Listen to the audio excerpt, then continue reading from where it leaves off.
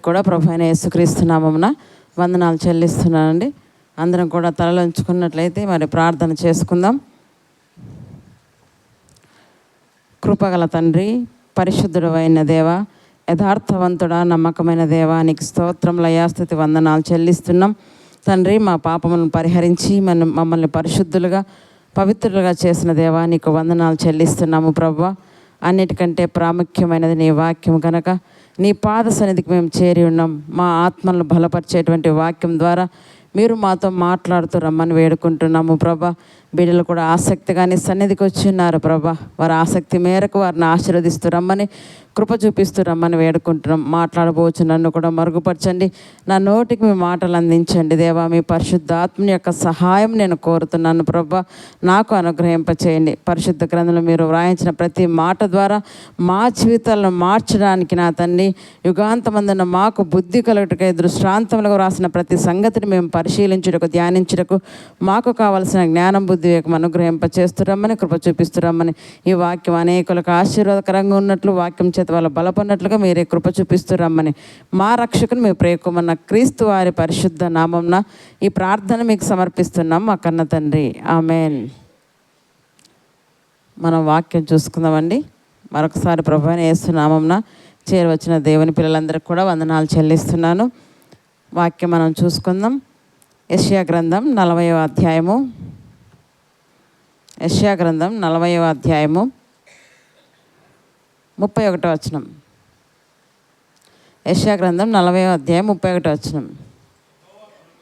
యెహోవా కొరకు ఎదురు చూచువారు నూతన బలము పొందుదురు, వారు పక్షిరాజు వలె రెక్కలు చాపి పైకి ఎగురుదురు.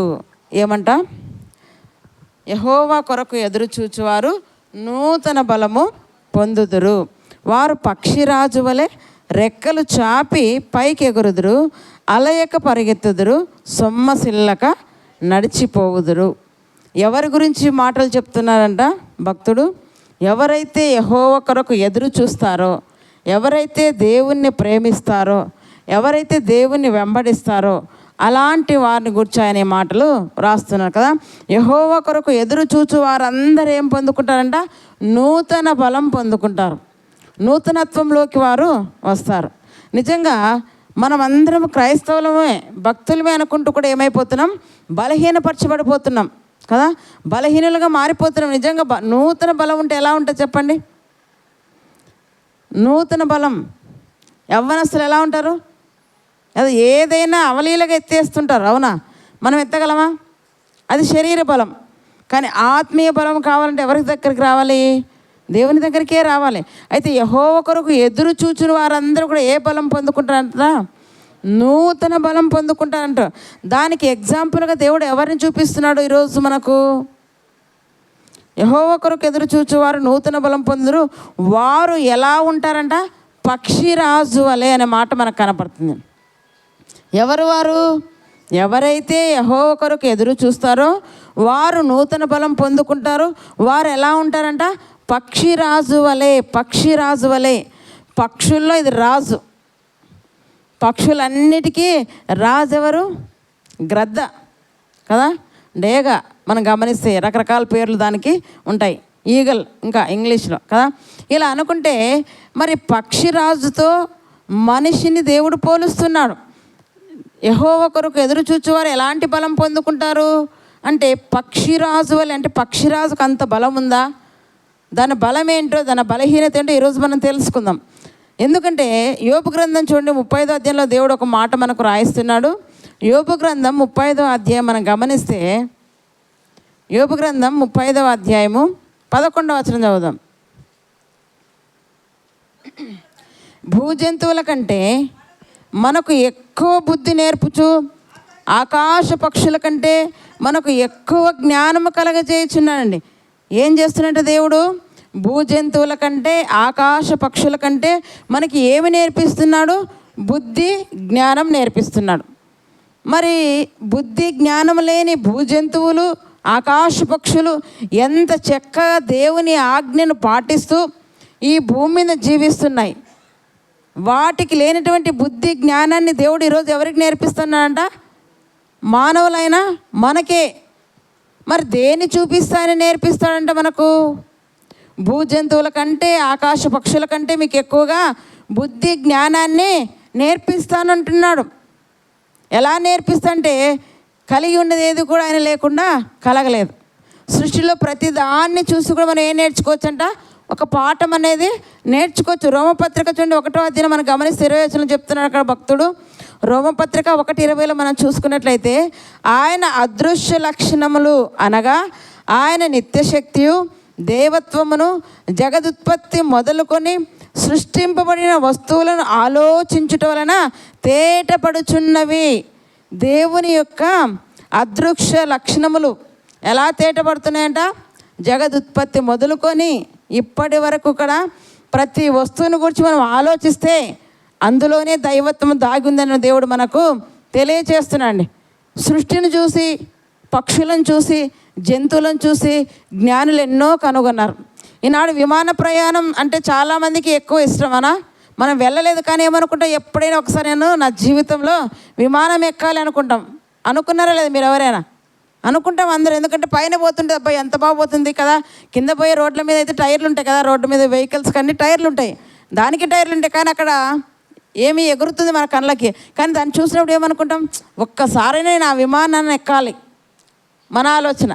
కానీ దానికి కనిపెట్టిన వ్యక్తులు ఏం చేశారు? రైట్ బ్రదర్స్ కదా. ఏం చేశారు వాళ్ళు? అంతకుముందు విమానాలు లేవు, ఒక వస్తువు అనుకుని, ఇప్పుడు మైక్ ఉంది, దీన్ని చూసి యాజ్ ఈజ్గా మనం చేయగలం. కానీ అప్పుడు వారు కనిపెట్టేప్పటికీ విమానాలు లేవు. కానీ వారు ఏది చూశారు? పక్షిరాజును, సృష్టిని కదా. మనం ఆలోచిస్తే మనుషులు చాలా కనిపెట్టారు. అన్నీ ఎలా కనిపెట్టారంటే సృష్టిలో ప్రతి దాన్ని చూసి వారు కనిపెట్టారు. కానీ అందులో ఉన్న దైవత్వాన్ని వారు గ్రహించలేకపోయారు. రైట్ బ్రదర్స్ కూడా ఎలా కనిపెట్టారంటే, విమానాన్ని కనిపెట్టిన వారు ఎవరు? Right brothers. వాళ్ళు ఎలా కనిపెట్టారంట? ఆకాశంలో ఎగిరే పక్షిని చూసి. అందుకే విమానం ఏ ఆకారం ఉంటుందండి? ఒక పక్షిలాగా దానికి 2 రెక్కలు ఉన్నట్టుగా మనకు కనబడుతుంది కదా. ఆకాశంలో ఎగిరే పక్షిని చూసి వాళ్ళు విమానాన్ని కనిపెట్టగలిగారు. అంతేనంగా అక్కడ వరకేనా? ఆ పక్షిని చూసి ఎంత పాఠం నేర్చుకోవచ్చు ఈరోజు దేవుడు మనకు నేర్పిస్తున్నాడు. విమానాన్ని కనిపెట్టుకున్నాడు, ఇప్పుడు రాకపోకలకు ఉపయోగిస్తున్నారు. కానీ ఆ పక్షిరాజు ఎందుకుంది, దాని నుంచి మనం ఏమి నేర్చుకోలేదు మాత్రము మర్చిపోయారండి. కానీ దేవుడు మనకు ఒక పాఠాన్ని నేర్పిస్తున్నాడు. ఎందుకంటే మన భక్తిని ప్రభావితం చేయడానికి కూడా దేవుడు సృష్టిలో ప్రతిదాన్ని చూపిస్తూ మనకు నేర్పిస్తాడండి. మన భక్తిని ఏం చేయడానికి? ప్రభావితం చేయడానికి. మన భక్తి అప్పుడప్పుడు ఏమైపోతుందంట? బలహీనపరచబడిపోతుంటుంది. కానీ భక్తిలో దినదినం ఎదగాల్సింది పోయి ఏం చేస్తున్నారు? దినదినం మనుషులు దిగజారిపోతున్నారు, తగ్గిపోతున్నారు. అంటే భక్తిహీనతలోనికి వెళ్ళిపోతున్నారు మనుషులు. ఆ భక్తిహీనతలో నుండి మిమ్మల్ని బలపరచడానికే దేవుడు సృష్టిలో ప్రతిదీ కూడా మీ కళ్ళెదుటే ఉంచాడు. దానిని జాగ్రత్తగా ఆలోచించటం వలన దైవత్వం కదా తేట తెల్లమవుతున్నది. మీరు కూడా ఏం చేస్తారంటే బలపరచబడతారని ఇక్కడ వాక్యం ద్వారా దేవుడు మనకు నేర్పిస్తున్నాడు. అంటే ఆత్మీయ స్థితిలో మనం ఎలా ఉండాలంట? పక్షిరాజు వలె పైకి ఎదగాలి. యెషయా గ్రంథంలో ఏం చేస్తారంట? యెహోవా కొరకు ఎదురు చూచువారు నూతన బలం పొందుదురు. వాళ్ళు పక్షిరాజు వల్ల ఏమైపోతారంట? పైకి రెక్కలు చాపి పైకి ఎగురుదురంట. యెహోవా కొరకు ఎదురు చూచువారు అంటే ఆత్మీయ స్థితిలో మనం ఎక్కడ ఎదగాలి? పైకి ఎదిగే వారిగానే ఉండాలని ఇక్కడ వాక్యం ద్వారా మనకు దేవుడు సెలవిస్తాడు. కీర్తన చూడండి, 103వ కీర్తన 5వ వచనం మనం గమనిస్తే పక్షిరాజు గురించి దేవుడు పదే వచనాలు రాయిస్తూ ఉంటున్నాడు, పోలిక చెప్తూ. 103వ కీర్తన 5వ వచనం, 103వ కీర్తన 5వ వచనం. పక్షిరాజు యవ్వనం వలె నీ యవ్వనము క్రొత్తదగుచుండునట్లు మేలుతో నీ హృదయమును తృప్తిపరచుచున్నాడు. పక్షిరాజు యవ్వనం వలె నీ యవ్వనము క్రొత్తదగుచుండునట్లు. దేని యవ్వనం వలె అంటున్నాడు? పక్షిరాజుకు ముసలితనం లేదా? మీరు ఆలోచించాలండి. పక్షిరాజు యవ్వనం వలె నీ యవ్వనం ఏం చేస్తాడు దేవుడు? క్రొత్తదిగా ఉన్నట్లుగా చేస్తాడు. పక్షిరాజుకు వృద్ధాప్యం లేదా? పక్షిరాజు ఎన్ని సంవత్సరాలు బ్రతకగలదు? పక్షిరాజు ఎన్ని సంవత్సరాలు బ్రతకగలదండి? చెప్పండి, ఎన్ని సంవత్సరాలు? 70 లేక 110 సంవత్సరాలు బ్రతుకుతుందంటండి. మనిషి బ్రతకగలడా? పక్షిరాజు ఎన్ని సంవత్సరాలు బ్రతుకుతుందంట? 70 లేక 110 సంవత్సరాల గ్రూప్ బ్రతుకుతుందంట. అంటే 110 సంవత్సరాలు బ్రతుకుతానికి వృద్ధాప్యం రాదా? దానికి 40 సంవత్సరాలకి ఏమొచ్చేస్తుంది? వృద్ధాప్యం వస్తుంది. మరి ప్రభు ఎందుకు పక్షిరాజుని యవ్వనం వల్ల నీ యవ్వనమును క్రొత్త దగ్గుచుండునట్లు నేను చేస్తాను అంటున్నాడంటే, పక్షిరాజుకు వృద్ధాప్యం వచ్చిన సంగతి దానికి అర్థమైనప్పుడు వృద్ధాప్యంతో అది రాజీ పడదు. దాన్ని తిరిగి ఏం చేసుకుంటుంట? నూతన యవ్వనముగా మార్చుకోవడానికి అది ఎంత ప్రయాసపడుతుందో ఈరోజు వాక్యం ద్వారా మనము చూసుకుందామండి. అందుకే ఇక్కడ ఏమంటంట, యవ్వనులకు బలం ఎలాంటిదంట? అలంకారం. యవ్వనస్తులకి బలము అలంకారం. అదే ముసలి వారికి బలం ఉంటుందా? వయసు తగ్గే కొద్ది ఏమైపోతుందంట? బలము ఉడిగిపోతుంది. కానీ ఆత్మకు బలము ఉందా లేదా? శరీరానికి బలహీనత వస్తుంది కానీ ఆత్మకు వస్తుందా? అందుకే పౌలు, పేతురు అందరూ ఏమన్నారు తెలుసా? 2 కొరింథీ 4:19 మా బాహ్య పురుషుడు దినదినము కృషించుచున్నాను, ఆంతర్య పురుషుడు ఏమవుతాడంట? నూతన పరచబడుతున్నాడు. ఎవరు? అంతరంగ పురుషుడు. ఈ బాహ్య పురుషుడు శరీరం ఏమైపోతుందంటే దినదినము కృషించిపోతున్నది, దీనికి బలం ఉడిగిపోతుంది. కానీ అంతరంగంలో ఉన్న ఆత్మకుంది. ఆత్మ ఎలా ఉంటుందంటే దినదినము నూతన పరచబడుతుందంటండి. నీ ఆత్మ నా ఆత్మ, నీ బలము నా బలము కదా. అలాగ వృద్ధి పొందాలంటే, నూతన పరచబడాలంటే ఈరోజు పక్షిరాజుని దేవుడు మనకు చూపిస్తూ అనేక పాఠాలు నేర్పిస్తున్నాడు. మోషే, కాలేబు గురించి కూడా దేవుడు కదా ఎంతో చక్కగా మరి పాఠాలు మనకు చూపించాడు. మోషే 80 సంవత్సరాల వయసులో దేవుని దగ్గరకు వచ్చాడు. ఆయన దేవునితో ఉన్నప్పుడు ఎన్ని సంవత్సరాలు అంట? 80 సంవత్సరాల వయసులో దేవుని పనికి వచ్చాడు. 80 సంవత్సరాలు అలాగున్నాడా? 6 లక్షల కాల్బలం కంటే ముందుగా ఈయనే నడుస్తున్నాడు. ఎంత బలం ఉండాలో చూడండి. నాకు 80 సంవత్సరాలు కదా, నేను ఈ పని చేయలేదు, ఇలా నడవలేను, అలా నడవలేను, అటు రాలేను, ఇది చేయలేను అని అన్నాడా? లేదండి. ఎంత చురుగ్గా ఉన్నాడు. వీళ్ళందరికంటే ఆయనే చురుగ్గా ఉన్నాడు. దేన్ని బట్టి? ఆంతర్య పురుషుడు నూతన పరచబడ్డాడు కనుక. కాలేబు కూడా అంటున్నాడు, 40 సంవత్సరాలు నాకు ఏ బలం ఉందో ఇప్పుడు నాకు 80 సంవత్సరాలు, ఇప్పుడు కూడా అంతే బలం ఉంది. నాకు బలం అయితే తగ్గలేదు.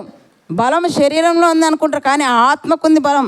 ఆత్మ ధైర్యంతో ఏదైనా కూడా మనిషి చేయగలని ఇక్కడ వాక్యం ద్వారా మనకు దేవుడు సెలవిస్తాడు. చూడండి, యోబు గ్రంథం 39వ అధ్యాయం మనం గమనిస్తే 39వ అధ్యాయం ఈ పక్షిరాజు గూడు గురించి మనం ఈరోజు చూసుకున్నట్లయితే, యోబు గ్రంథం 39వ అధ్యాయము 27 నుంచి 30 వచనాలు. 39వ అధ్యాయం అందరు తెరవండి. పక్షిరాజు నీ ఆజ్ఞకు లోబడి ఆకాశపు వీధికెక్కున తన గూడు ఎత్తైన చోటున కట్టుకొనునా, అది రాతి కొండ మీద నివసించును, కొండపేట మీదను ఎరను మరి ఎక్కజాలని ఎత్తు చోటున గూడు కట్టుకొనును, అక్కడి నుండియే తన ఎరను వెదకును, దాని కన్నులు దానిని దూరం నుండి కనిపెట్టును. ఈరోజు నేనేం చెప్తున్నాను మీకు?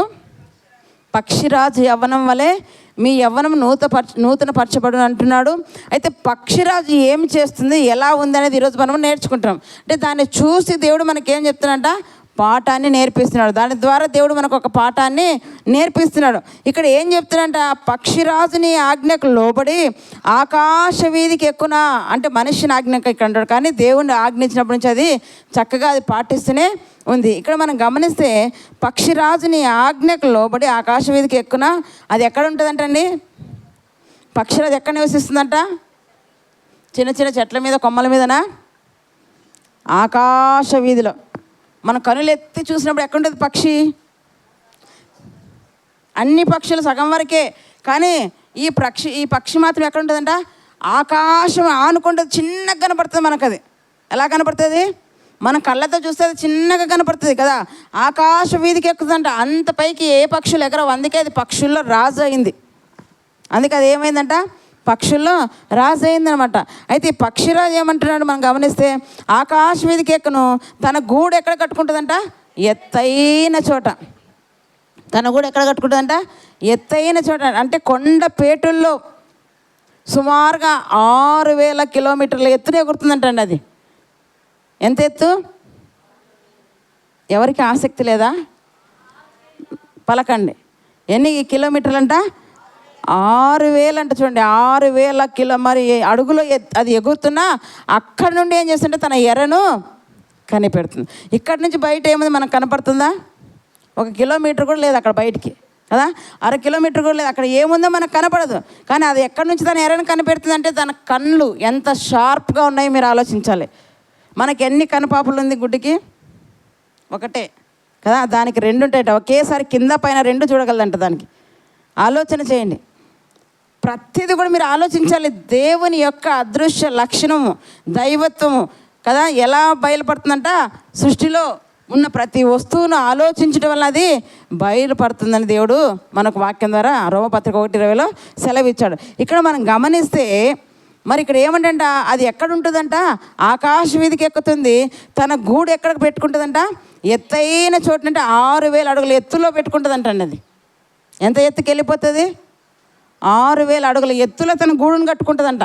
ఇక్కడిక్కడ చెట్ల మీద కాదు కట్టుకునేది, 6000 అడుగుల ఎత్తులో తన గూడును కట్టుకొని అక్కడ నుంచి కదా ఆకాశ వీధికి ఎగురుతూ అక్కడ నుండి ఏం చేస్తుంటే ఎరను కనిపెడుతుంటే దాని కన్ను ఎంత షార్ప్గా ఉంది. అందుకే మనం గమనిస్తే మన భారతీయ జాతి, మన నేషనల్ పక్షి ఏది చెప్పండి? నేషనల్ బర్డ్ మనం ఏం పెట్టుకున్నాం? మన నేషనల్ బర్డ్ పీకాక్ కదా, కానీ అమెరికా వాళ్ళు ఏం పెట్టుకున్నారు? ఈగల్ కదా, పక్షిరాజును. ఎందుకు? దాన్ని షార్పుతున్నాను కదా, దాన్ని అంతే. దాన్ని చూసినప్పుడు అలా మేము ఉండాలని వాళ్ళు ఏం చేశారంట, సీజర్ చక్రవర్తి కానీ హిట్లర్ కానీ సింబల్గా ఏం పెట్టుకునేటువంటి వారంట, ఈగల్ని పెట్టుకునేటువంటి వారంట, పక్షిరాజును కదా. ఈగల్ అంటే పక్షిరాజు, ఇంగ్లీష్లో చెప్తున్నాను. పక్షిరాజును వాళ్ళు సింబల్గా పెట్టుకునేటువంటి వారంటండి. అమెరికా జాతీయ పక్షి ఏదంటే గ్రద్దనే. పక్షిరాజు అంటే మళ్ళీ ఏమనుకోద్దండి, ఎన్నో పేర్లు దానికి కదా, గ్రద్దనే. ఎందుకు అంటే దాని గురించి వారు బాగా పరిశోధించి ఇది ఈ పక్షిలాగా మేము ఉండాలని వారు దాన్ని సింబల్గా పెట్టుకున్నారు. అందుకే మనం గమనిస్తే పక్షిరాజుకి ఏమొస్తుంది అనుకున్నాం, 40 ఏండ్లకి ఏమొస్తుంది, దానికి ముసలితనం వస్తుంది. 40 ఏండ్లకు ఎరను పట్టుకోలేదు, పటుత్వాన్ని కోల్పోతుంది, శక్తిని కోల్పోతుంది. ఎరను అప్పుడు మరి 40 ఏండ్లకు ముందున్న వయసులో ఎరను షార్ప్గా అంటే 6000 అడుగుల ఎత్తులో నుంచి సర్రను దిగి ఎరను ఎత్తుకొని పోతుంది. కానీ 40 ఏండ్లకు వచ్చేసరికి అంత ఎత్తుకు ఎగరలేదు, అంత షార్ప్గా కూడా అది కిందికి దిగలేదు. ముసలితనం వచ్చేస్తుంది 40 ఏండ్లకే. ఆ ముసలితనంతో అది రాజీ పడదంట. ఇది మీరు నేర్చుకోవాలి. ఆ ముసలితనంతో అది ఏం చేయదంట, రాజీ పడదంట. అయ్యో నేను నా పటుత్వాన్ని కోల్పోతున్నానే, నాకు శక్తి తగ్గిపోతుంది, నేను ఎరని పట్టుకోలేకపోతున్నాను, నేను ఏం చెయ్యాలనుకొని ఎక్కడికి వెళ్ళిపోతుంది తెలుసా? ఎవ్వరు లేని ఎత్తైన చోటికి వెళ్ళిపోతుందంటండి పక్షిరాజు. ఎవ్వరు లేని ఎత్తైన చోటికి వెళ్ళిపోయి ఏం చేస్తుంది తెలుసా? అది ఎగరాలంటే ఏం కావాలి? రెక్కలు కావాలి. అది ఎరని పట్టుకోవాలంటే ముక్కు ఉండాలి. కానీ 40 ఏళ్ళకి వచ్చేసరికి ముక్కు చాలా పెద్దగా పెరిగేసి ఈ రెక్కలన్నీ కూడా దళసరిగంటే మందమైపోయి ఎగరలేకపోతుంటుంది, ఎరని పట్టుకోలేకపోతుంది. ఇప్పుడు ఏం చేయాలి? ఎత్తైన స్థలానికి అది వెళ్ళిపోతుందండి. ఎన్ని నెలలు ఉంటుందో తెలుసా? 5 నెలలు, 150 రోజులు అది ఆహారము నీళ్లు లేక తిరిగి నూతన బలాన్ని పొందుకోవడానికి అది ప్రయాసపడుతుందంటండి. ఎన్ని నెలలు? 5 నెలలు, 150 రోజులండి. 150 రోజులు ఎక్కడికి వెళ్ళిపోతుంది? ఎత్తైన స్థలానికంటే 5 నెలలు దానికి ఏముండదు, ఆహారం ఉండదు, నీరు ఉండదు. దేనికోసం అది అన్నీ కోల్పోతుంది? ఇప్పుడు తిరిగి నేను నూతన బలాన్ని పొందుకోవాలి, నేను నూతనత్వాన్ని పొందుకోవాలి. ముసలితనంతో అది రాజీ పడదు. మనమైతే మన శరీర బలహీనతతోనే రాజీ పడేసాం. అయిపోయిందండి నాకు వయసు, నాకు శక్తి లేదండి, బలము లేదండి. అమ్మ నీ శరీరానికే దీన్ని, కానీ ఆత్మ ఎలా ఉంటుందంట, నూతనంగా దేవుడు చేయగలడు. శరీరంలో పట్టుత్వం తగ్గిపోవచ్చు, కానీ ఆత్మకు కదా, ఆత్మధైర్యం ఉంటే ఏ పనైనా మనుషులు చేయగలని బైబిల్ చెప్తుంది కదా. లోకం కూడా మనకు చూపిస్తుంది కదా. కళ్ళు లేని వారు ఎన్నెన్నో సాధిస్తున్నారు, ఎన్నెన్నో చేస్తున్నారు. ఎలా చేయగలంటే మాకు శరీరానికి కళ్ళు లేవు, కానీ ఆత్మకు ఆత్మబలం మాకుంది. శరీర బలం లేకపోవచ్చు, ఏదైనా కూడా మనిషి చేయగలడు అనుకుంటే. ఒక పక్షిని దేవుడు ఈరోజు చూపిస్తూ మనకేం నేర్పిస్తుందంట, పాఠం నేర్పిస్తుందంటని. అది ఏం చేస్తుంట, తన పాత గిలిన అవయవాలన్నీ కూడా అంటే రెక్కలన్నీ కూడా ఏం చేస్తుంట, ఆ ఎత్తైన చోటుకి వెళ్ళిపోయి 5 నెలలు అది ఏం చేస్తుంట, ఫస్ట్ రెక్కలన్నీ పీకేసుకుంటుందంటండి. ఒక రెక్క పీకితేనే మనం పట్టుకొని నొప్పి ఉంటుందా, బాధ లేదా? తనే తిరిగి నూతనత్వాన్ని పొందుకోవడానికి ఏం చేస్తుంట, మొత్తం ఆ దళసరిగా ఉన్న రెక్కలన్నీ కూడా పీకేసుకుంటా. అంటే ఎంత బాధ ఉంటుంది. అది పీకేసుకున్నప్పుడు రక్తాలు కారుతుంటాయండి. మీకు ఆలోచన చేయాలి మీరు. దేనికోసం అది అంత బాధపడుతుంది? దేనికోసం చెప్పండి? మీకు ఎవరికీ ఆసక్తి లేనట్టుంది వాక్యం. దేనికోసం అది అంత బాధపడుతుంది? దేనికోసం అది అంత రక్తం కారేటట్టుగా ఈకలన్నీ పీకేసుకుంటుంది చెప్పండి? ఎస్, మీరేం చేయాలి? మీరు నూతన బలం పొందుకోవడానికి పరలోకం నేను వెళ్ళాలని ఒక టార్గెట్ మీరు కలిగి ఉండాలి. దానికోసం శ్రమైన, బాధైన, కరువైన, హింసైన మీరు ఏం చేయాలంట? తట్టుకోవాలి. దానికి ఆకలి దప్పులతో ఉంది. 5 నెలలు ఆహారం లేదు, నీరు లేదు, దాని గురించి ఆలోచన లేదు. ఈ 5 నెలలు నేను ఓర్చుకుంటే మరి ఎలా బ్రతుకుతుందంటే సూర్య కిరణాల వల్ల అది బ్రతుకుతుందంటండి. ఎలా బ్రతుకుతుందో తెలుసా? సూర్యుడి నుండి కిరణాల వల్ల అది బ్రతుకుతుందంట. ఈ 5 నెలలు తను చేసేదంటే మొట్టమొదటి తన రెక్కలన్నీ పీకేసుకుంటుందంటండి. అలా పీకేసుకున్నప్పుడు ఎంత రక్తం కారిపోతుందో మీరు ఆలోచించండి. దేనికోసం అంట? నూతన బలాన్ని పొందుకోవడం కోసం. రెక్కలన్నీ కదా పీకేసుకొని, ఎందుకు మరి దానికి 40 సంవత్సరాల వృద్ధాప్యం వచ్చేసరికి తిరిగి అవయవాలన్నీ నూతనంగా సృష్టింపడాలంటే, నూతనంగా రావాలంటే అదేం చేయాలంట? పాతవన్నీ కూడా తీసేసుకుంటుంది. తీసేసుకున్న తర్వాత అది ఎన్ని సంవత్సరాలు బతుకుతుంది తెలుసా? 110 సంవత్సరాలు బతుకుతుందంటండి. ఆ 110 సంవత్సరాల జీవితం కోసము ఈ 5 నెలలు అది కష్టపడుతుంది. లేదా 40 సంవత్సరాలతో రాజీ పడదు అనుకో, 40 సంవత్సరాలు చచ్చిపోతుంది అది. కానీ 40 సంవత్సరాలకు వృద్ధాప్యం కోసం అది రాజీ పడదు. తిరిగి ముందున నూతన జీవితం కోసం ఏం చేస్తుందంట? శ్రమ, రక్తం కారుతుంది, బాధ, శ్రమ కదా. అదేం చేస్తుందంట? మరి అవయవాలని, ఆ రెక్కలన్నీ కూడా పీకేసుకుంటుంది. ఎందుకంటే పైకి ఎగరడానికి, ఎర్రని పట్టుకోవడానికి ఏం కావాలి? రెక్కలు కావాలి. ఇప్పుడు ఆ రెక్కలే దళసరిగా మందం అయిపోయి కనుక మొదటికి ఏం చేస్తుంటే రెక్కలన్నీ కూడా అది ఏం చేస్తుంట? పీకేసుకుంటుందంట. ఆ రెక్కలన్నీ పీకేసుకుని తిరిగి అవి పొందుతుంది. ఇప్పుడు మరి ఎర్రని పట్టుకోవడానికి ఏం కావాలి? ముక్కు ఏమైపోయింది? దాని ముక్కు జంపుగా పెరిగిపోయింది, మందం అయిపోయింది. ఇప్పుడు ముక్కుని ఏం చేయాలి? రెక్కలేమో పీకేసుకుంది. తర్వాత ముక్కుని ఏం చేయాలి? ఒక పెద్ద బండరాయికి పోయి ముక్కును కొట్టేస్తుందంటండి. ముక్కుని ఏం చేస్తుందంటే అది అంత తొందరగా ఇడిపోతుంది. దాని ముక్కు ఎలా ఉంటుంది? గట్టిగా రాయి మాదిరి ఉంటుంది.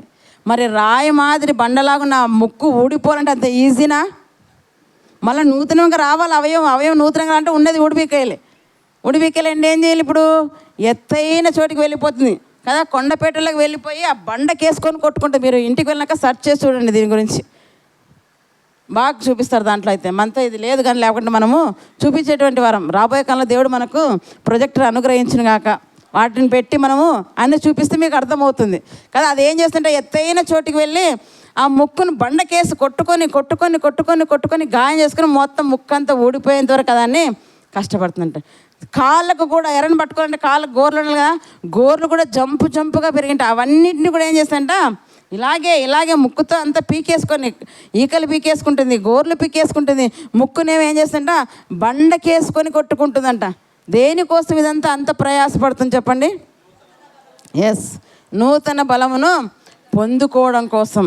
మళ్ళా తిరిగి తన ఎరను సంపాదించుకోవాలి, మళ్ళా తిరిగి తన నూతన బలం పొందుకోవాలి, నూతన జీవితం కావాలి, నేను దీంతో రాజీ పడనని ఎంత ప్రయాసపడుతుందో మనం ఒకసారి ఆలోచించాలి. మనమైతే ఏం చేస్తున్నాం? లోకంతో రాజీ పడిపోతాం. అందరూ నడుస్తున్నారు కదా, నేను నడుస్తాం. అందరూ వెళ్తున్నారు కదా, నేను వెళ్దాం. ఉన్నీలే వాళ్ళతో పాటు నేనుందాం అనుకుంటున్నారు. కానీ నువ్వు క్రైస్తవురాలు, నువ్వు ప్రత్యేకమైన వాడు. క్రీస్తు కోసం నీ జీవితం ఎలా ఉండాలి? ప్రత్యేకంగా ఉండాలి. నూతనముగా నువ్వు మారాలి. నూతన సృష్టిని దేవుడు నిన్ను అన్నాడు, పాతవి గతించెను, ఇదిగో నూతనమాయన. నువ్వు నూతన సృష్టిగా చేయబడ్డావు. నువ్వు ఎలా ఉండాలో తెలుసా? లోకముతో కలిసిపోకూడదు. నీ జీవితమే ప్రత్యేకమైనదిగా ఉండాలి. అది పక్షితో కలిసిపోయింది, అన్ని పక్షులతో. నాకు 40 ఏళ్ళు వచ్చి నేను చచ్చిపోతాను అనుకుందా? లేదు, నేను దీన్ని అన్నింటినీ తీసేసుకుని నాకు ఇంకా నూతన జీవితం ఉంది, నేను ఇంకా ఎక్కువ సంవత్సరాలు బ్రతకాలను. ఆ ఎక్కువ సంవత్సరాలు బ్రతకాలంటే ఇప్పుడు నేను ఏం చేసుకోవాలి? నన్ను నేను గాయము చేసుకోవాలనేది ఏం చేస్తుందంట? గాయపరుచుకుంటుందంట. ఎన్ని రోజులంట? 5 నెలలు, సుమారుగా 150 రోజులు అది అలా గడుపుతుందంటండి. ఆహారం లేదు, నీరు లేదు. ఒక పూట ఆహారం నీరు లేకపోతే మనం ఏం చేస్తాము? అలాడిపోతాం. చర్చి కాస్త లేట్ అయిందనుకో, 1 గంట కదా, 12కు 12:30కు వదలాల్సిన 1:30 అయిందనుకోండి. ఈరోజు మెసేజ్ ఎక్కువగా చెప్పారు, నెక్స్ట్ వీక్ పోవాల్సిన పని లేదు. ఒక పూట ఆహారం కోసమే కదా, ఒక పూట ఆహారం కోసమే పోయినసారి ఎవరు భ్రష్టులు అయ్యారు? ఒక్క పూట కూటి కొరకు ఏం చేశాడు ఏశావు కదా, తన జ్యేష్ఠత్వ హక్కును అమ్మి వేసుకున్నాడు. ఒక్క పూట కోసమేనా? మనకంటే పక్షి మేలు కదా. ఎలా ఉందండి? 5 నెలల ఆహారం నీరు లేకుండా బ్రతుకుతుంది. మనకు కనీసం నీరైనా తాగే అవకాశం ఉంది కదా. అది నీరు కూడా తాగదండి చూడండి, ఎందుకంటే ఎగరలేదు, ఎక్కడికి వెళ్ళలేదు. అది ఎలా ఉందో ఒకసారి మనము ఆలోచించాలి. అందుకే దాని నుంచి మనం అనేకంగా పాఠాలు నేర్చుకోవాలంటాడు. అది సూర్యకిరణాలతో జీవిస్తూ కొన్ని రోజులకు మళ్ళీ ఏమైపోతుంది, ఇవన్నీ పెరికేసుకుంది కదా, రెక్కలు పెరికేసుకుంది, గోళ్ళను పెరికేసుకుంది, ముక్కును బండకేసుకొని కొట్టుకుంది, అంతా ఊడిపోయింది. కొన్ని రోజుల తర్వాత ఏమైపోతుందంట, నూతనముగా అవయవాలన్నీ మరి వచ్చినప్పుడు అప్పుడు ఎగురుతుంటే దాని ఆనందం, దాని సంతోషము చెప్పనాశక్యము కానిది. అందుకే దేవుడు ఏం చూపిస్తుంట, పక్షిరాజును చూపిస్తున్నాడు చూడండి. నూతన బలంతో అది మళ్ళీ ఏం చేస్తుంట, అవయవాలు నూతనంగా వచ్చినప్పుడు నూతన బలముతో ఎగురుతుంది. అందుకే పక్షిరాజు యవ్వనం వల్ల నీ యవ్వనం ఏం చేస్తున్నాడు దేవుడు, నూతన పరుస్తానన్నాడు చూడండి. కొలసీలు రాసిన పత్రిక 3వ అధ్యాయం మనం ఏం చేయాలో అక్కడ చెబుతున్నాం. 3వ అధ్యాయం 9-10 వచనం మనం చూసుకుందాం. అపోస్తలుడైన పౌలు కొలసీలు రాసిన పత్రిక 3వ అధ్యాయము 9-10 వచనాలు. ఒకనితో ఒకడు అబద్ధమాడకుడి, ఏలయనగా ప్రాచీన స్వభావమును దాని క్రియలతో కూడా మీరు పరిత్యజించి జ్ఞానం కలుగు నిమిత్తము దానిని సృష్టించిన వారిని పోలిక చొప్పున నూతన పరచబడుచున్న నవీన స్వభావమును ధరించుకొని ఉన్నారు. మనం ఏ స్వభావాన్ని ధరించుకొని ఉన్నామంట, నవీన స్వభావాన్ని ధరించుకొని ఉన్నాం. నవీన స్వభావాన్ని ధరించుకొని ఉండి అబద్ధాలు ఆడాం అనుకోండి, ఇప్పుడు ఏ స్వభావం కలిగి ఉన్నట్టు, మళ్ళా తిరిగి ప్రాచీన స్వభావం అంటే పాత స్వభావమే, మళ్ళా తిరిగి పాత స్వభావమే నీలో కనపడుతుంది. నువ్వేమో నూతన స్వభావంగా చేయబడ్డావని ప్రభు అంటుంటే మళ్ళీ తిరిగి నీలో ఆ క్రియలన్నీ కనపడ్డాయి అనుకోండి, ఎలా ఉన్నావు నువ్వు ఇప్పుడు, ప్రాచీన స్వభావాన్ని ధరించుకున్నట్టుగా కనపడుతుంది. ఎందుకంటే చూడండి 6-7 వచనం చెప్తున్నాడు. 6వ వచనం, పూర్వం వారి మధ్యన జీవించినప్పుడు మీరును వీటిని అనుసరించి నడుచుకుంటారు. ఏం అనుసరించామంట? 5వ వచనం, కావున భూమి మీద మీ అవయములను అనగా జారత్వమును, అపవిత్రతను, కామాతురతను, దురాశను, విగ్రహారాధన, ధనాపేక్షను చంపివేయడి. వాటి వలన దేవుని ఉగ్రత అవిధేయుల మీదకి వచ్చును. పూర్వం వారి మధ్య జీవించినప్పుడు మీరు వీటిని అనుసరించి మనం నడుచుకున్నాం ఒకప్పుడు. అవునా? ఒకప్పుడు మనం ఇవన్నీ అనుసరించి నడుచుకున్నామా లేదా? జారత్వమును, అపవిత్రతను, కామాతురతను, దురాశను, విగ్రహారాధన, ఇవన్నీ ధనాపేక్షను కలిగి మనం అనుసరించామా లేదా? కానీ ఎప్పుడైతే దేవుడు కదా క్రీస్తు రక్తంలో మనం కడగబడ్డామో, బాప్తిసం తీసుకున్నామో, అప్పుడు నూతన పరచబడ్డాం, నూతన పురుషులుగా, నవీన స్వభావం మనం ధరించుకున్నాం. అయినా మళ్ళీ తిరిగి ఇవన్నీ మనలో బయలుపడుతున్నాయి అనుకో, ఎలా ఉంటే వారం అండి మనము? ఎలా ఉన్నాం ఒకసారి చెప్పండి. పక్షిరాజు నూతన పరచబడ్డానికి ఏం చేసిందంట, తన అవయవాలన్నీ కూడా కదా రెక్కలు పీకేసుకుంది, ముక్కును పీకేసుకుంది, గోళ్ళను పెరికేసుకుంది. కానీ మళ్ళా అదేం చేస్తుందంటే నూతన బలముతో అది పైకి ఎగరడానికి ఇష్టపడింది. కానీ మనం ఏం చేస్తున్నామంట, నూతన స్వభావం, నవీన స్వభావం ధరించుకొని కూడా మళ్ళా కోపమును, ఆగ్రహమును, ఇక్కడ ఏం చెప్తున్నారు 8వ వచనంలో, ఇప్పుడైతే మీరు కోపమును, ఆగ్రహమును, దుష్టత్వమును, దూషను, మీ నోట బూతులను వీటన్నిటినీ విసర్జించుడి. ఎందుకంటే మీరు నవీన స్వభావం, నూతన స్వభావం, దేవుడు మిమ్మల్ని నూతన పరచబడ్డాడు. అయినా మీలో ఇవన్నీ వస్తున్నాయి అనుకోండి, మీరు ఎలాంటి వారు ఇప్పుడు? ప్రాచీన స్వభావం ఇంకా కలిగి ఉన్నారు. లోకస్తుల వల్ల మీరు జీవిస్తున్నారు. ఒక పక్షిరాజును చూసి నువ్వు పాఠం నేర్చుకొని దేవుడు మనకు ఈరోజు పక్షిరాజును చూపిస్తూ పాఠాన్ని నేర్పిస్తున్నాడు. పక్షే, మనిషి కాదది, దానికి చేస్తే మరొక లోకం లేదు. మనిషి నీకుందా లేదా లోకం? పక్షిరాజుకుందా మరొక లోకము? పక్షిరాజుకు పరలోకం ఉందా? మనిషికి పరలోకం ఉందా? మనిషికి పరలోకం. మరి పరలోకం ఉన్న మనిషి కదా ఏం చేస్తున్నాడంట, ప్రయాసపడడం లేదండి. పరలోకం లేదు, కానీ ఈ భూమి మీద కొద్ది కాలం మరొక సంవత్సరాలు నేను జీవించాలని పక్షి మాత్రం ఏం చేస్తుంటే ఆ నవీన స్వభావం కోసం, నూతన స్వభావం కోసం తన పాత అవయవాలన్నీ కూడా ఎంత బాధ అయినా కూడా ఏం చేస్తుంది, అది పెరికి వేసుకుంటుంది. రక్తాలు కారిపోతున్నాయి, బాధ, ఓ పక్క రక్తం కారిపోతుంది, ఓ పక్క ఆకలి, ఓ పక్క దప్పిక, అయినా కూడా అవన్నిటి తట్టుకొని ఉందంటే దేనికోసము? నేను నూతనంగా ఎకరాలి, నూతన బలం నేను పొందుకోవాలి అంటే ఆ పక్షిని చూసి దేవుడు మనకేం నేర్పిస్తుంట? ఒక పాఠానైనా నేర్పిస్తున్నాడు. అందుకే అంటారు చూడండి, ఇప్పుడైతే మీరు ఏం చేయాలంట? కోపము, ఆగ్రహం, దుష్టత్వం, దూషణ మీ నోట బూతులను వీటన్నిటిని విసర్జించుడి, ఒకరితో ఒకడు అబద్ధములాడకుడి. అబద్ధములాడే స్వభావం ఎలాంటిదంట? ప్రాచీన స్వభావం. అబద్ధాలాడే స్వభావం ఎలాంటిదంట? ఇప్పుడు మీరే ఆలోచించుకోండి, మీలో ఈ స్వభావం ఉందా? నూతన స్వభావం ఉందా? మీకే తెలిసిపోతుంది. మాకు చెప్పాల్సిన పని లేదు కదా. మీ మనస్సులో మీరే ఆలోచించండి. నీకు పరలోకం కావాలా వద్దా? పరలోకం కావాలంటే పక్షిరాజు ఏ విధంగా ప్రయాసపడిందో ఆ విధంగా మనం కూడా ఏం చేయాలంట? ప్రయాసపడి. అందుకే దేవుడు అంటారు కదా, 2 కన్నులు కలిగి పరలోకం పోవట కంటే ఒక కన్ను ఏం చేయాలంట? ఎందుకంటే నీ కన్ను నేను అభ్యంతరపరుస్తుంది, చెడు చూడకూడదంటావు, కానీ ఆ కన్ను ఏం చేస్తుందంటే చెడు చూడడానికే ఇష్టపడుతుంది కదా. చెయ్యి కూడా తప్పుడు పనులు చేయకూడదు అనుకుంటాం దీంతో, కానీ ఇది తప్పుడు పనులు చేయడానికి ఇష్టపడుతుంది. అప్పుడు ఏం చేయాలనుకున్నాడు దేవుడు మత్తయి సువార్తలో?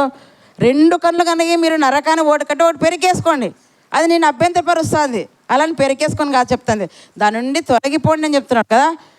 2 చేతులు 2 కాళ్ళు కలిగి మీరు నరకాన్ని కలగడం కంటే అవి నిన్ను అభ్యంతరపరుస్తున్న వారు తీసేసుకోండి పరలోకం కోసం అన్నట్టుగా చెప్తున్నాడు.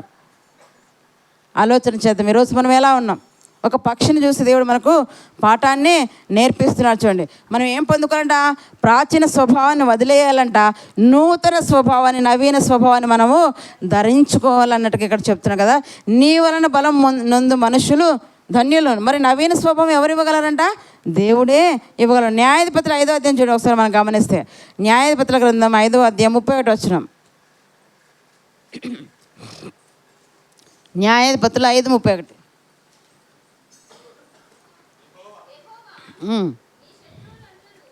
యెహోవా నీ శత్రువులందరూ అలాగునే నశించెదరు, ఆయనను ప్రేమించువారు బలముతో ఉదయించు సూర్యుని వలె, బలముతో ఉదయించు సూర్యుని వలె వారు ఉంటారని కీర్తన పాడారండి. ఏమంట? యెహోవా నీ శత్రువులందరూ అలాగనే నశించెదరు, ఆయనను ప్రేమించువారు, ఆయనను ప్రేమించువారు. యెహోవా కొరకు ఎదురు చూచువారు ఎలాంటి బలం పొందుకుంటారంట? మనం యెషయా గ్రంథం 40వ అధ్యాయంలో చూసుకు కదా, 31 వచ్చిన యెషయా 40:31 ఉందంట, యెహోవా కొరకు ఎదురు చూచువారు నూతన బలం పొందుకుంటారు. ఇక్కడ ఆయనను ప్రేమించువారు ఎలాంటి బలం అంట? బలముతో ఉదయించు సూర్యుని వలె ఉందరు అంట. ఎవరిని ప్రేమించేవారిని? దేవుణ్ణి ప్రేమించేవారు ఎలా ఉంటారంట? బలముతో ఉదయించు సూర్యుడు. బలముతో ఉదయించు సూర్యుడు ఎప్పుడైనా చూసారా మీరు? మంచి ఎండల కాలం కదా, మిట్ట మధ్యాహ్నం బయటికి వెళ్ళండి చూడండి ఎలా ఉంటుంది. అప్పుడు బలముతో ఉదయించే సూర్యుడు ఎలా ఉంటాడు? చూడలేము మనం కన్నులతో. అలా ఉంటారంట దేవుణ్ణి ప్రేమించేవారు. అంటే అంత బలము కలిగి ఉంటారు. ఆ బలం ఇచ్చేది ఎవరు? దేవుడే. నూతన బలమును నింపేది ఎవరు? దేవుడు. దేవుడు మనలో నూతన బలాన్ని నింపుతాడు. అందుకే నీ వలన బలమునందు మనుషులు ధన్యులు అని అంటాడు. ఇంకా కీర్తన 21-29 చూడండి, ఆయనను ప్రేమించువారు బలముతో ఉదయించు సూర్యుని వలె ఉందిరు అంటాడు. ఇక్కడ మనం గమనిస్తే కీర్తన 29:11 కూడా చూడండి. కీర్తనలు 29వ కీర్తన 11వ వచనం. యెహోవా తన ప్రజలకు బలమును అనుగ్రహించును, యెహోవా తన ప్రజలకు సమాధానం కలగజేసి వారిని ఆశీర్వదించును. యెహోవా తన ప్రజలకు ఏమి ఇస్తాడంటండి? బలము. బలము, నూతన బలం. నువ్వు పొందుకోవాలంటే నువ్వేం చేయాలంట? ఆయన కొరకు ఎదురు చూడాలి, ఆయనను నువ్వు ప్రేమించాలి, ఆయన కొరకు ఎదురు చూడాలి, ఆయన నువ్వు ప్రేమించాలి. అందుకే యెహోవా ఏమంట? యెహోవా తన ప్రజలకు ఏమిస్తాడంట? యెహోవా తన ప్రజలకు బలమును అనుగ్రహించును, యెహోవా తన ప్రజలకు సమాధానము కలగజేసి వారిని ఆశీర్వదించును కదా. పక్షిరాజును మనం చూసుకున్నాం. ఇది మిగతా పక్షుల కన్నా మరి ప్రత్యేకంగా అది జీవిస్తుంది. మిగతా పక్షులు అది కలిసిపోలేదు. ఇంకా అది ఎలా చేస్తుందంటే తెలుసా? వేకువనే లేస్తుందంటండి ఈ పక్షిరాజు ఎలా లేస్తుందంట? మీరు ఎన్ని గంటలకు లేస్తారా? ఈరోజు ఆదివారం, అందుకే లేట్గా వస్తుంటారు కదా. ఎలా లేయాలి? అన్ని పక్షుల్లాగా అది ప్రత్యేకమైన పక్షి అని చెప్తున్నాను కదా. అందుకే ప్రతిసాట దేవుడు ఏం చేస్తాడంట? పక్షిరాజునే పోలుస్తున్నా అండి. పక్షిరాజు వలె బలం పొందుకుంటారు, పక్షిరాజు వల్ల పైకి ఎగురుతారు, పక్షిరాజు వలే కదా మరి ఎత్తైన చోటు గూడు కట్టుకుంటారు, పక్షిరాజు వల్ల నేను మిమ్మల్ని కాపాడుతానంటే ప్రతి చోట దేవుడు పక్షిరాజును ఉపయోగిస్తుంటే అందులో స్పెషాలిటీ ఏముందో మనం తెలుసుకోవాలి. పక్షిరాజు ఏం చేస్తుందో తెలుసుకున్నాం కదా. ఇక్కడ ఇంకా ఏం చేస్తుందంటే పక్షిరాజు మనం గమనిస్తే అది వేకువనే లేస్తుందంట అండి. కీర్తన 63 కీర్తన చూడండి, అది వేకువనే లేస్తుందంటే 63 కీర్తన 1వ వచనం. దేవా నా దేవుడవు నీవే, వేకువనే నిన్ను వెదకుతున్నా. ఈ భక్తుడు కూడా ఏం చేస్తాడంట, వేకువనే ఏం చేస్తుంటే భక్తుడు, ఇక్కడ చూడండి, ఈ భక్తుడు ఏం చేస్తాడంట, వేకువనే. మనం వెతుకుతున్నావా? పక్షిరాజు వేకువనే లేస్తుందంటండి. పక్షిరాజు పైకి ఎగురుతుందంట. పక్షిరాజు 6000 అడుగుల ఎత్తులో ఉన్న ఎర్రను కనిపెడుతుంటే దాని కన్ను ఎంత షార్ప్గా మీరు ఆలోచించాలి కదా. మనము మరి పక్షిరాజు వలె ఉన్నామా? వేకువనే అది లేస్తుందంటే మనము ఎప్పుడు వెతకాలి ప్రభువుని? వేకుని. భక్తుడు చెప్తున్నా, ఆయన ఎప్పుడు లేస్తున్నాడంట, వేకువనే అంటాడు. చూడండి, దేవా నా దేవుడవు నీవే, వేకువని నిన్ను వెతుకుతున్నా. ఎందుకు? నీ బలమును నీ ప్రభావమును చూడవలనని. ఎందుకు ఆయన వేకువని లేస్తున్నాడంట? దేవుని యొక్క బలమును దేవుని యొక్క ప్రభావమును చూడవలనని. ఆసక్తి చూడండి ఎట్లా ఉందో. దేవుని మందిరాన్ని చూడాలని, దేవుని చూడాలని వేకువని లేచి పరుగున ప్రభు సన్నిధికి వస్తున్నామా మనము? ఇక్కడ ఏం చెప్తాడు చూడండి ఎంత బాగా కదా. వేకువనే నిన్ను వెతికెదను, నీ బలమును నీ ప్రభావమును చూడవలని పరిశుద్ధాలయమందు నేను ఎంతో ఆశతో కనిపెట్టి ఉన్నానంటాడు. చూడండి ఎలా కనిపెట్టినాడంట, ఆశతో. వేకువని లేచాడంట. దేవుని యొక్క బలమును కదా ఆయన చూడడానికి, ఆయన ప్రభావాన్ని చూడడానికి ఎప్పుడు లేచండి ఈ భక్తుడు? వేకువని లేచాడంటండి. వేకువని లేచి ఏం చేస్తాడంట, దేవుని యొక్క బలాన్ని ప్రభావాన్ని చూస్తూ తన పరిశుద్ధ ఆలయంలో ఆశతో కనిపెట్టుకున్నాడంట దేవుని కొరకు. ప్రభువా నూతన బలం నాకు అనుగ్రహించవా, నన్ను బలపరచవా, నన్ను నడిపించవా, నన్ను స్థిరపరచవా కదా, నేను వెళ్ళవలసిన మార్గం నాకు చూపించవా. ఇవన్నీ వేకువని ఆయన అడుగుతున్నాడండి దేవుణ్ణి, ఆశతో కనిపెడుతున్నాడు. ఇంకా చూడండి యోబు గ్రంథం గమనిస్తే 39వ అధ్యాయము, ఇక్కడ మనం ఇందాక చదువుకున్నాం కదా, అదేం చేస్తుందంట. యోబు గ్రంథం 39వ అధ్యాయము 27-28 వచనాలు. పక్షిరాజు నీ ఆజ్ఞకు లోపడి ఆకాశ వీధికి ఎక్కునా, తన గూడు ఎత్తైన చోటును కట్టుకున్నా, అది రాతి కొండ మీద నివసించిన. ఏ కొండ మీద? మనల్ని అయితే దేవుడు ఎక్కడ ఉంచాడంట, పచ్చిక గల చోట్ల మనల్ని పరుండ చేస్తానన్నాడు. అందుకే తిని బలిసిపోయి ప్రభువుని పక్కన పెట్టేసాం మేము. ఆలోచన చేయండి, మన కడుపార దేవుడు ఇస్తున్నాడు, పచ్చిక గల చోట్ల పెట్టి మనల్ని పోషిస్తుంటే మనం ఏం చేస్తున్నాం? దేవుణ్ణి మర్చిపోయేవారు కూడా ఇశ్రాయేలు జనాంగం అలాగే చేశారు కదా. తినుటకు తాగుటకు కూర్చుండి ఆటోకు లేచారు, కానీ యెహోవాను వారు ఏం చేశారంట, విసర్జించారు, మరిచారు, అనేక మార్లను అలక్ష్యం చేశారని బాధపడ్డాడుతున్నాడు ఆయన దేవుడు కదా. ఇక్కడ మనం గమనిస్తే ఇది ఏం చేస్తుందంట, అది రాతి కొండ మీద నివసించును, కొండపేట మీదనది ఎవరును ఎక్కజాలని. అంటే అది ఉన్న ప్లేస్కి ఎవరు కూడా మనుషులు పోలేరంటండి. మీరు ఆలోచించాలి, పక్షిరాజు నివసించే స్థలానికి ఎవరు పోలేరంట, ఏ మనిషి కూడా ఎక్కలేంట. కొండ మీదకి ఎక్కుతాం కదండి అనుకుంటాం, కొండ మీద పెద్ద బండ ఉందనుకో, ఆ బండపైకి ఎక్కగలమా? అది మాత్రమే అక్కడ నివసిస్తుందంటండి. దాని గూడు కూడా అది ఎలా కట్టుకుంటుందో తెలుసా? అన్ని పక్షులు కట్టుకుంటారు, అది కట్టుకోదంట. అన్నీ నేర్పిస్తున్నాడు, ఒక్కొక్కటి దాన్ని చూపిస్తూ దేవుడు మనకి పాఠాన్ని నేర్పిస్తున్నాడంట. చూడండి ఏం చేస్తున్నాడంటే ఇక్కడ మనం గమనిస్తే అది ఎక్కడుందంట, ఎత్తైన స్థలం నివసిస్తుందంట. ఎవరును వెళ్ళని చోట అది ఎవరు ఎక్కజాలంట. చూడండి 28 వచ్చిన, అది రాతి కొండ మీద నివసించును, కొండపేట మీదను ఎవరును ఎక్కజాలని ఎత్తు చోటున గూడు కట్టుకొని అంట. ఎవరు కూడా ఎక్కలేరంట అది ఉన్న ప్లేస్కి, అంత ఎత్తులో అది గూడు కట్టుకుంటుందంట. చూడండి, అయితే బుద్ధిమంతుడు ఏం చేయాలి? బండ మీద ఇల్లు కట్టుకోమని ప్రభువారు చెప్పారు. అది కట్టుకుంది బండ మీద. అది ఎలా కట్టుకుందో చెప్తున్నాడు చూడండి. ఇక్కడ మనం గమనిస్తే అది ఎత్తైన చోటున గూడు కడుతుంది.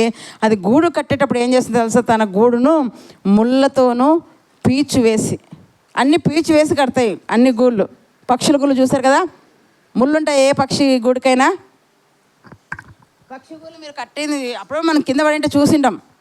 అంతేముంటుంది, గడ్డి పుల్లలు అవి మాత్రం ఉంటాయి, కానీ అక్కడ ఏముండదు, ముళ్ళు ఉండవు. కానీ ఇది మాత్రం స్పెషల్ అని చెప్పాను. ఇది ఎలా కట్టుకుంటుంది? ముళ్ళ కంచ, చిన్న చిన్న మేకలు కదా, ఏమైనా కడ్డీలు పడినా ఏరకమే పెట్టుకుంటుందంట. అంటే ఏ శత్రువు కూడా, ఏ సర్పం కూడా, ఏది కూడా తన గూడును తాకడానికి వీల్లేదు. ఎంత చక్కగా ఒక పక్షి తనను తాను ప్రొటెక్షన్ చేసుకుంటూ తనను తాను ఎలా చేసుకుంటూ మీరు చూడండి.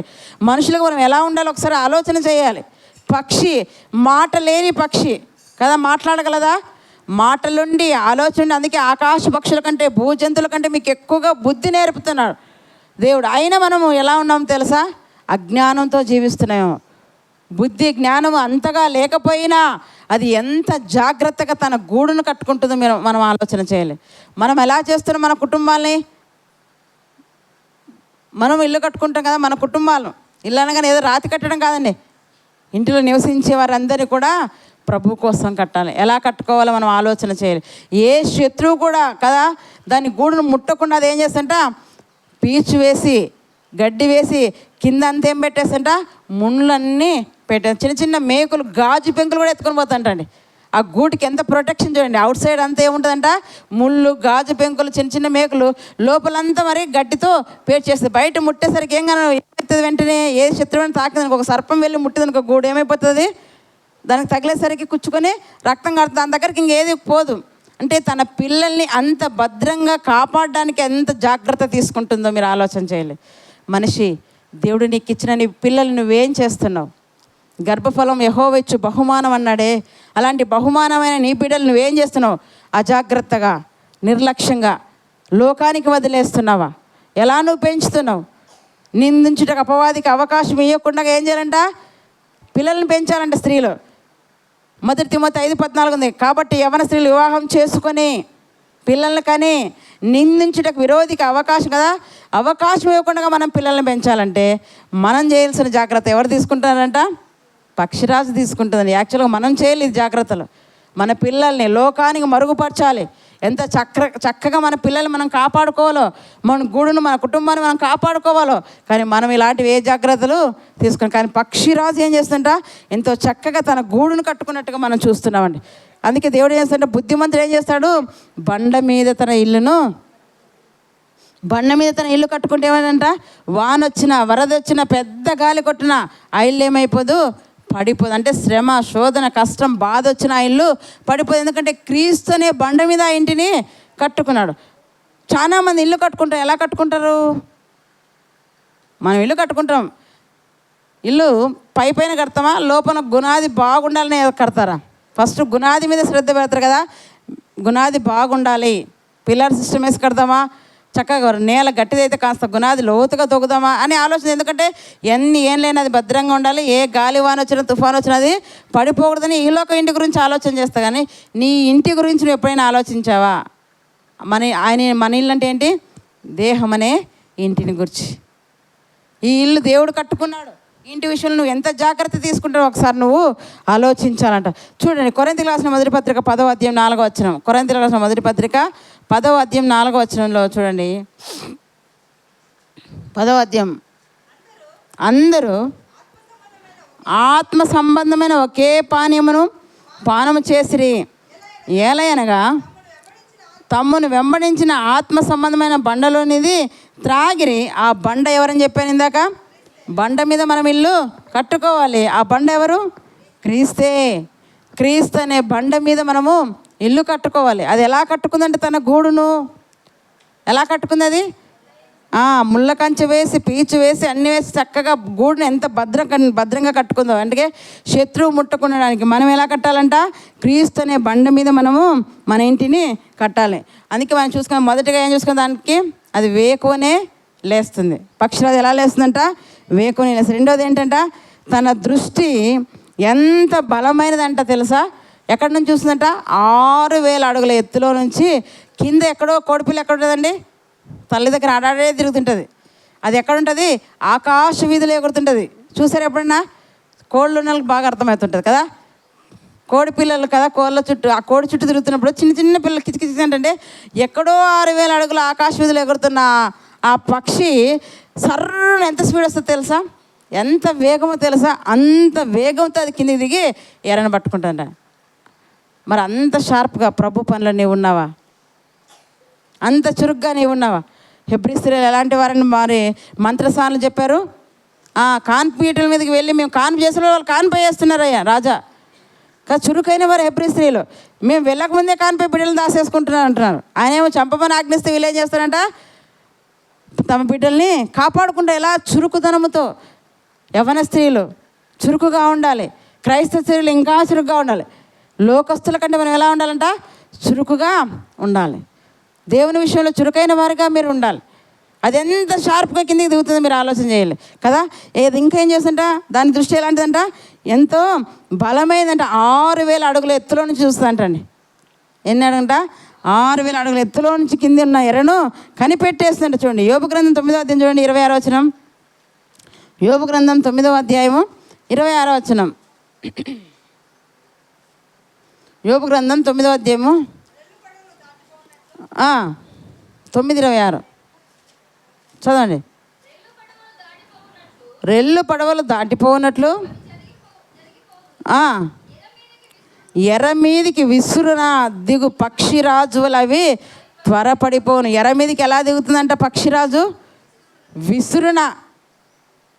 ఎర్ర మీదికి ఎలా దిగుతుందంట, నిదానంగా బద్దకించి దిగుతుందా? అలా దిగితే కోడి ఏం చేస్తుంది, వెంటనే తన పిల్లల్ని రెక్కల చాటున భద్రపరిచేస్తుంది. అవునా? అది నిదానంగా నిబ్బరంగా వచ్చింది అనుకోండి. కానీ ఎలా వస్తుందంట, ఎలా దిగుతుందంట, విసురున అంటున్నాడు చూడండి కదా.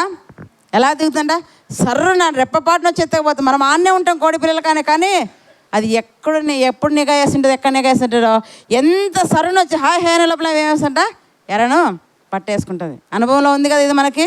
మరి సన్నిధానానికి దేవుని మందిరానికి వచ్చేటప్పుడు ఎలా వస్తున్నాం మనము, బద్ధకముతో పోదాంలే, సమయం ఉందిలే, పాటలు పాడతారులే, వాక్యం అయిపోన్లే, బళ్ళకు పోదాంలే, ఆఖరి ప్రార్థనకు పోదాంలే. అలా ఉన్నా మేము ఒకసారి ఆలోచన చేద్దాం. ఎలా ఉండాలో తెలుసా, చురుగ్గా నీవు ఉండాలి, త్వరపడి నువ్వు రావాలి, పరిగెత్తుకుంటూ రావాలి ప్రభు సన్నిధికి కదా. అది ఎలా ఉందంటే ఎర్ర మీదకి ఎలా దిగుతుంట, విసురునా దిగు పక్షిరాజు వలే అవి త్వరపడిపోవును. మనం ఎలా ఉండాలంట, ఎంతో షార్ప్గా అది ఉండాలి. అది ఇంకా ఎలా ఉందంట, దీర్ఘ దృష్టి కలిగి ఉందంట. పక్షిరాజు ఎలా ఉందంట, దీర్ఘ దృష్టి. మనకుందా దీర్ఘ దృష్టి? రాబోయే పరలోకం పొందుకోవడం దీర్ఘ దృష్టి కలిగి ఉండాలి. మరి ఉందా? ఆ పరలోకం ఎప్పుడో వచ్చే పరలోకం కోసం, ఎప్పుడో వచ్చే మరణం కోసం ఇప్పుడు ఏం చేయాలంటే మనము సిద్ధపడి ఉండాలి, సిద్ధపడి ఉండాలి. అది ఎలా ఉందంట, దీర్ఘదృష్టి కలిగి ఉంది. మనకు దీర్ఘదృష్టి ఉందా, దూరదృష్టి ఉందా? లేదండి. ఇప్పుడే ప్రస్తుతమే కదా, ముందున్న కాలమే అంటే కాలం ముందు ఉన్నదే మనము చూసుకుంటాం, కానీ దూరం ఉండేది మనము చూడడం లేదు. అది దూరం ఉన్న దాని గురించి కూడా ఆలోచన కలిగి ఉంటుంది అంటండి. ఎఫ్ఎస్ రాసిన పత్రిక చూడండి 1వ అధ్యాయం 17-19 వచనాలు మనం గమనిస్తే, ఎఫ్ఎస్ఎల్ రాసిన పత్రిక 17వ అధ్యాయం 19 వచనం, 17-19 వచనాలు చదువు. మరియు మీ మనోనేత్రములు వెలిగింపబడి ఆయన మిమ్ముని పిలిచిన పిలుపు వలనైనా నిరీక్షణ ఎట్టిదో, పరిశుద్ధులలో ఆయన స్వాస్థ్యం యొక్క మహిమైశ్వర్యం ఎట్టిదో, ఆయన క్రీస్తునందు వినియోగపరిచిన బలాతిశయము బట్టి విశ్వసించు మన యందు ఆయన చూపుచున్న తన శక్తి యొక్క అపరిమితమైన ఆ మహత్యం ఎట్టిదో మీరు తెలుసుకున్న వల్లనే మన ప్రభు అయిన యేసుక్రీస్తు యొక్క దేవుడైన మహిమా స్వరూపియకు తండ్రి తన్ను తెలుసుకుంటే యందు మీకు జ్ఞానమును ప్రత్యక్షతను గల మనస్సు అనుగ్రహించినట్లు నేను నా ప్రార్థనలందు మిమ్మల్ని గూర్చి విజ్ఞాపన చేయుచున్నాను. ఎవరు చెప్తున్నారు ఈ మాటలు? అపోస్తలుడైన పౌలు ఎఫెసు సంఘానికి చెప్తున్నారు. ఏ విధంగా పక్షిరాజు దూరదృష్టి కలిగి ఉందో ఆ రీతిగా మీరు ఉండాలని ఏం చేస్తుంటే ఆయన దేవుని సమక్షంలో విజ్ఞాపన చేస్తుంట ఆ సంఘం కోసం. ఏమని విజ్ఞాపన చేస్తుంట? మరియు మీ మనోనేత్రాలు వెలిగింపబడినందున. ఏ నేత్రాలండి? మనోనేత్రాలు వెలిగింపబడినందున. ఇంకేమంటాడు? పరిశుద్ధులలో కదా ఆయన మిమ్మల్ని పిలిచిన పిలుపు వలన నిరీక్షణ ఎట్టిదో, పరిశుద్ధులలో ఆయన స్వాస్థ్యం యొక్క మహిమైశ్వర్యం ఎట్టిదో, ఆయన క్రీస్తునందు వినియోగపరిచిన బలాతిశయమును బట్టి విశ్వసించి మన యందు ఆయన చూపుచున్న తన శక్తి యొక్క అపరిమితమైన మహత్యము ఎట్టిదో మీరు తెలుసుకునే వాళ్ళని ఏం చేస్తుంటే ఆయన సంఘం కోసం, అక్కడ ఉన్న విశ్వాసుల కోసము విజ్ఞాపన చేస్తున్నాండి, ప్రార్థన చేస్తున్నాడు. మీరు దూరదృష్టి కలిగి ఉండాలి, నిరీక్షణ కలిగి ఉండాలి కదా. ఆ పిలుపు ఎట్టిదో, ఆ దురద మరి అక్కడ ఏం చెప్తారు, నిరీక్షణ ఎట్టిదో, పరిశుద్ధులలో స్వాస్థ్యం ఎట్టిదో మీరు తెలుసుకోవాలంటే, మీ మనోన్నతులు వెలిగింపబడి మీరు తెలుసుకోవాలని మీకోసం నేను ఏం చేస్తున్నాను తెలుసా, తండ్రి సన్నిధిలో విజ్ఞాపన చేస్తున్నాను. విజ్ఞాపన చేస్తున్నాడు. ఎవరండి ఆయన? భక్తుడు. మనం మన పిల్లల కోసం విజ్ఞాపన చేస్తున్నామా ప్రభు సన్నిధిలో? పక్షిరాజు ఏ విధంగా తన బిడ్డల విషయమై తన గూడును ఎంత చక్కగా కట్టుకుంటుందో కదా, తన గూడును ఎంత చక్కగా భద్రపరుచుకుంటుందో, మరి మనం ఎలా ఉన్నా ఒకసారి మనము పరీక్షించుకోవాలంటాడంట. అందుకే ఇక్కడ చూడండి, సమూయేలు మొదటి గ్రంథం 4:11 కూడా మనం గమనిస్తే, సమూయేలు మొదటి గ్రంథం 4వ అధ్యాయం 11వ వచనం. సమూయేలు మొదటి గ్రంథం 4వ అధ్యాయం 11వ వచనం. మరియు దేవుని మందసము పట్టుబడెను, అది కాకను హొఫ్ని ఫినెహాసులను ఏలి యొక్క 2 కుమారులను హతులయ్యారు. దేనికి హతులయ్యారు వీళ్ళు?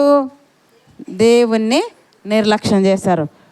దేవుని మందసం మాతో ఉంది అనుకున్నారు కదా, మేము యుద్ధంలో గెలుస్తామనుకున్నారు.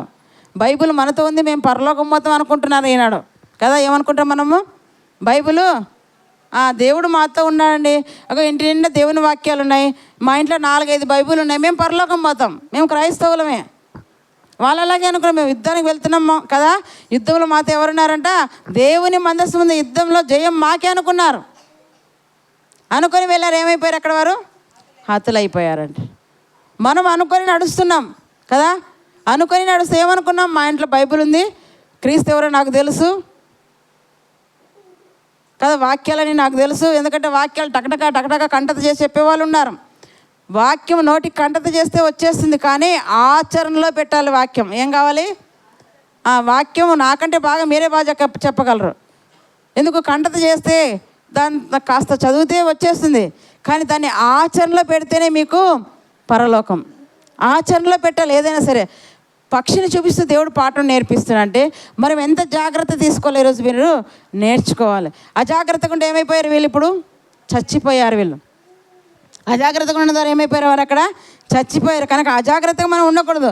ఎప్పుడు కూడా శత్రువు ఎటు నుంచి వస్తాడో మనకు తెలియదు. మన శత్రువు ఎలా ఉంటాడండి? మన పక్కనే ఉంటాడు, సులువుగా చిక్కులు పెట్టేస్తాడు వాడు. మన శత్రువు ఎలాంటి చిక్కులు పెడతాడంట? సులువుగా. ఎవరు మన శత్రువు? దుష్టుడైనా అపవాది సాతాను సులువుగా పెట్టేస్తాడు. నీకు ఏ ఎర వేస్తే పడిపోతుందో దానికి బాగా తెలుసు. ఏదేలా నీకు డబ్బే ఎలా కదా, డబ్బే ఎలా, అమ్మాయిలు ఎలా, మగవాళ్ళకైతే, ఆడవాళ్ళకైతే డబ్బు, బంగారు, వెండి, ఏదేలా మొత్తానికి ఏది చూపిస్తే నువ్వు పడిపోతుందో దానికి బాగా తెలుసు. నువ్వు పడిపోకుండా బలంగా పటిష్టంగా ఉండాలంటే నువ్వు ఏం చేయాలంట? వాక్యాన్ని నీవు ఆచరణలో కలిగి ఉండాలి. అది ఎంత చక్కగా భద్రపరుచుకుంటుందో తన గూడుని మీరు ఆలోచించాలి. మరి నీవు ఎలా ఉన్నావు? నీ దేహం అనే ఇంటిని కదా, నీ ఇంటిని నువ్వు ఎలా భద్రపరుచుకుంటున్నావు? జాగ్రత్త మీరు కలిగి ఉండాలి. ఇక్కడ వాక్యం ద్వారా దేవుడు మనకు, అందుకే దానికి ఎలాంటి దృష్టి అంటే దాని దృష్టి బలమైంది, అరే దూర దృష్టి కలిగింది కాదు ఉంటుంది. ఇంకా దాని రెక్కలు ఎలాంటివి తెలుసా? బలమైనటువంటి అంటేనే దాని రెక్కలు ఎలాంటివి? ఇప్పితే ఇంత జంప్ ఉంటుంది దాని రెక్కలు. ఎప్పుడైనా చూస్తారు దగ్గర నుంచి? చూడలేదా గ్రద్దను? గూగుల్లో కొట్టి చూడండి, మళ్ళీ లేదా ఇంటి వేరే యూట్యూబ్లో చూడండి. గ్రద్ద ఎలా ఉంటుంది? పెద్దగా రెక్కలు ఇప్పితే ఇంత జంప్ ఉంటుంది దాని రెక్కలు, ఒక్కొక్క రెక్క సైడ్ అలా దాన్ని పట్టేస్తుంది. అంటే రెక్కలతో అది ప్రొటెక్షన్. అంత బలమైన రెక్కలు అంట చూడండి. అలాంటి బలమైన రెక్కల గురించి దేవుడు ఇక్కడ చెప్తున్నాడు. అది గంటకి ఏం చేస్తుంట? 200 కిలోమీటర్ల స్పీడ్ వెళ్తుంట. ఒక గంటకి ఎంత? మన బండ్లు ఎంత వెళ్తాయి గంటకి? 50 కదా, చిన్న చిన్న బండ్లు అయితే 60 లేదా 100 అంతే, 150. కానీ ఇది ఎలా వెళ్తుంటే ఒక గంటకి 200 కిలోమీటర్ల స్పీడ్తో వెళ్తుందంట. అంత బలమైన రెక్కలు. అందుకే ఆ రెక్కలు బలహీనపడినప్పుడు ఏం చేస్తాయంటే అవి మందమైనప్పుడు తీసివేసుకుంటే అన్నీ పెరికి వేసుకొని నూతన బలం కోసం అది ప్రయాసపడుతుందండి. అంత బలమైన రెక్కల్ని దేవుడు పోలుస్తూ ఏం చెప్తున్నాడు చూడండి, కీర్తనలు 91 కీర్తన. అంటే ఆ పక్షిరాజుని చూపిస్తూ ఆయన కూడా, నేను ఒక పక్షిరాజులాగా మిమ్మల్ని కాపాడుతున్నాను, ప్రొటెక్షిస్తున్నాను, పక్షిరాజు రెక్కలపై ఎలా పిల్లల్ని ఆడించి నేను మిమ్మల్ని అలా ఆడిస్తున్నాను, అలా మోస్తున్నానని కూడా దేవుడు మరి ఈ గ్రంథంలో చెప్పాడండి. చూడండి 91 కీర్తన 1-4 వచనం మనం చూసుకుందాం. మహోన్నతిని చాటుని నివసించువాడే, సర్వశక్తి నీటిని విశ్రమించువాడు, ఆయనే నాకు ఆశ్రయము, నా కోట, నేను నమ్ముకుని నా దేవుడని నేను యెహోవాను గురించి చెప్పుచున్నాను. వేటకాని ఉరిలో నుండి ఆయన నిన్ను విడిపించును, నాశనకరమైన తెగులు రాకుండా నిన్ను రక్షించును. ఆయన తన రెక్కలతో నిన్ను కప్పును, ఆయన రెక్కల క్రింద నీకు ఆశ్రయం కలుగును. ఆయన సత్యము కేడమును డాలునై ఉన్నది. అంటే ఆయనకు రెక్కలు ఉన్నాయని అర్థం ఇప్పుడు కదా. అలాగే కనిపిస్తుంది కదా. రెక్కలు ఉన్నాయనా? కాదండి, పక్షిరాజుని చూపించి చెప్తున్నాడు. ఆ రెక్కలతో అది ఎలా తన బిడ్డలను కాపాడుకుంటుందో, ఎలా ఆ రెక్కల మీద తన బిడ్డల్ని ఆడిస్తుందో, అలా నేను మిమ్మల్ని కాపాడుతున్నానంటున్నారు. అందుకే ఎవరి చాటున ఉండాలంటే మనము లోకపు చాటున కాదు, మనుషుల చాటున కాదు, దేవుని చాటున నువ్వు నివసించాలి. మహోన్నతిని చాటున నివసించువాడే సర్వశక్తి నీడను విశ్రమించువాడు. ఆయనే నాకు ఆశ్రయము, నా కోట, నేను నమ్ముకుని నా దేవుడని నేను యెహోవాను గూర్చి చెప్పుచున్నాను. వేటకాని ఉరిలో నుండి ఆయన నిన్ను విడిపించును. వేటకాడు ఎక్కడున్నాడండి? దుష్టుడు ఎక్కడున్నాడు? వేటకాడన్నా, దుష్టుడన్నా, మృగమన్నా కదా, సర్పమన్నా ఎవరో తెలుసా? అపవాదే. వానికి బైబిల్లో అనేకమైన పేర్లు ఉన్నాయి. బైబిల్లో ఎన్ని పేర్లు ఉన్నాయి వానికి? 1, 2 కాదు, చాలా పేర్లు ఉన్నాయి. పక్షిని పట్టుకోవాలంటే వేటగాడ ఏం చేస్తాడు? ముందు గింజలు చల్లుతాడు కదా. వాడు ఆల్రెడీ వల పరిసింటాడు, కానీ అక్కడ వల ఉందని దాన్ని తెలియకుండా వల మీద ఏం చేస్తాడు? వాడు గింజలు వేసేస్తాడు. అది గింజలు నిందమని వస్తుంది పక్షి. టక్కున వలను లాగితే అందులో చిక్కుకుపోయి తప్పించుకోలేదు. దుష్టుడు కూడా అలాగే చేస్తాడు. మొదట చిన్నగానే ఉంటుంది పాపం, ఏం పెద్దగా తప్పు అనిపించదు కదా. ఆ పాపం ఏమీ పెద్ద తప్పు అనిపించదు, కానీ అందులోకి దిగే కొద్దీ మళ్ళా తిరిగి వెనక్కి రావడానికి చేత కాదు. అలా వేటకాని ఉరిలో నువ్వు పడిపోకుండా ఉండాలంటే ఎవరి చాటున ఉండాలంట? ఎవరి చాటున ఉండాలి? సర్వశక్తిని చాటున, మహోన్నతిని చాటున నీవు నివసించాలి. అందుకంటాడు వేటకాని ఉరిలో నుండి ఆయన నిన్ను విడిపించును. వేటకాడు పొంచున్నాడండి. దుష్టుడు ఎవరిని మృంగుదునా అని వెతుకుతూ వాడు తిరుగుతున్నాడు. ఎవరికి ఏ వల వేయాలా అని వాడు చూస్తున్నాడు. అలాంటి వాడిని ఉరిలో నుండి తప్పించేది ఎవరు అంటే తెలుసా? దేవుడే. అది నీ వల్ల కాదు. అందుకే చెప్తున్నాడు చూడండి, వేటకాని ఉరిలో ఉండి ఆయన నిన్ను విడిపించును, నాశనకరమైన తెగులు రాకుండా నిన్ను రక్షించును. ఆయన తన రెక్కలతో నిన్ను ఏం చేస్తున్నాడంట? తన రెక్కలతో ఆయన నిన్ను కప్పును. ఆయన రెక్కలతో కదా నీకు ఆశ్రయం. ఆయన రెక్కల క్రింద నీకేముందంట? ఆశ్రయం. మనం ఎవరి రెక్కల కిందకి రావాలి? ఎవరి రెక్కల క్రిందికి రావాలి? మహోన్నతిని చాటుని రెక్కల క్రిందికి నీవు రావాలి. ఆయన చాటు నీవు నివసించాలి. ఆయన నిన్ను కప్పుతాడు. ఎందుకు కప్పుతున్నాడు? ఏ దుష్టుడు నిన్ను ముట్టకుండా, ఏ తెగులు నీకు రాకుండా ఉండడానికి ఆయన ఏం చేసినట్ట? తన రెక్కలతో నిన్ను కప్పుతాడు. తను తాను అలా పోల్చుకుంటున్నాడు. ఒక పక్షిరాజు ఏ విధంగా తన బిడ్డలను కాపాడుకుంటుందో, ఏ విధంగా ఎర్రను సంపాదించుకుంటుందో, ఏ విధంగా తాను భద్రం చేసుకుంటుందో, అట్టి రీతిగా నేను మిమ్మల్ని కాపాడుతూ వస్తున్నానని కూడా దేవుడు ఇక్కడ వాక్యం ద్వారా మనకు సెలవిస్తున్నాడండి. ఆ మాటను బట్టి చెప్తున్నాడు చూడండి. ద్వితీయోపదేశకాండం 32:11 కూడా గమనిస్తే ఇశ్రాయేలు జనాంగంతో పలుమార్లు మాట చెప్తూ వచ్చాడండి. 32:11 ద్వితీయోపదేశకాండం 32:11.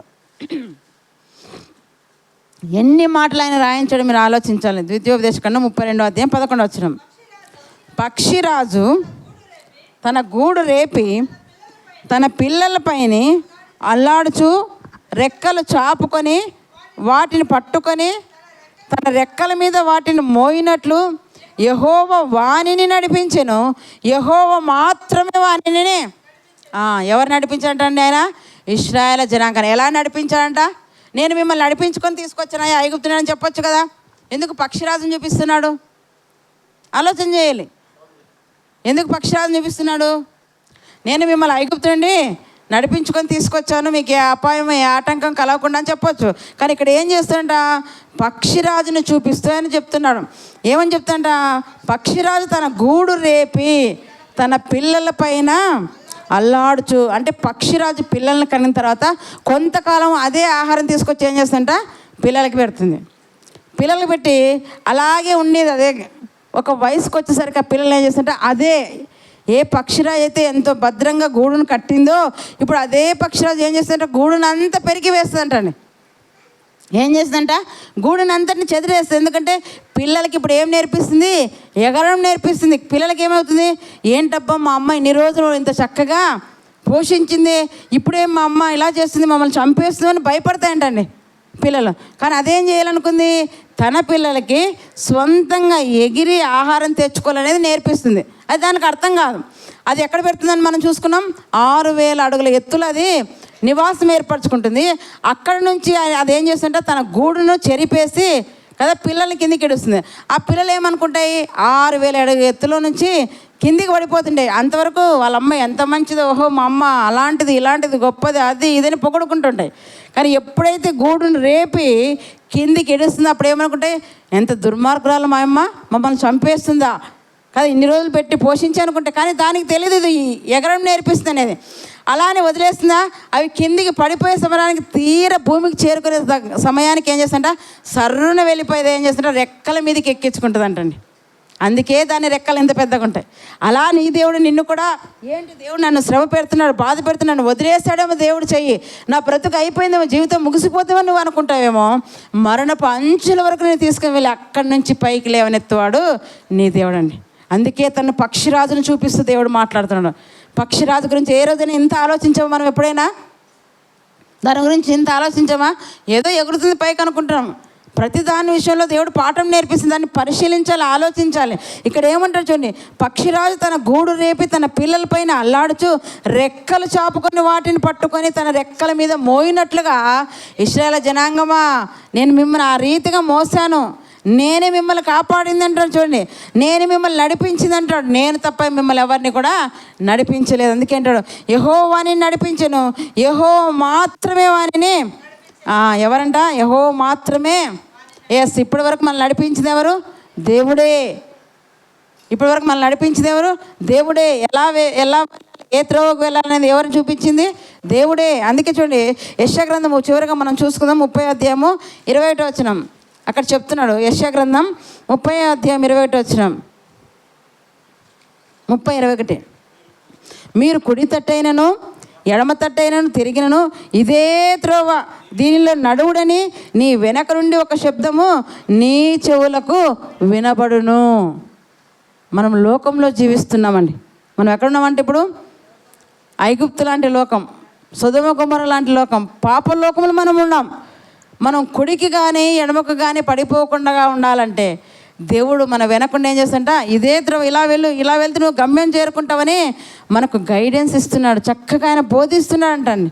అందుకే ఆయన మీద మనం ఏం చేయాలంటే దృష్టి ఉంచాలి, ఆయన ఆనుకోవాలి, ఆయన ప్రేమించాలి, ఆయన మాటల చేత మనల్ని సరైన త్రోవలో నడిపిస్తూ గమ్యానికి ఆయన చేరుస్తా అంట. అందుకే ఇక్కడ ఏమంటాడు చూడండి, మీరు కుడి తట్టైనను ఎడమ తట్టైనను తిరిగినను ఇదే మీరు అలా తిరుగుతారు. ఎందుకంటే ఈ లోకం అలాంటిది, మళ్ళీ కొద్ది రోజులు ఇలా లాగేస్తుంది, కొద్ది రోజులు ఇలా లాగేస్తుంది, అటు వెళ్ళి ఇటు వెళ్ళి మధ్యలో ఎక్కడ గుంటలో పడిపోతారని ఏం చేస్తారంటే వెనకుండి ఒక స్వరం మనకు వినపడుతుంటుంది. అది మీరు వినాలి, గ్రహించాలి, తెలుసుకోవాలి, ఇది ప్రభు స్వరం అని.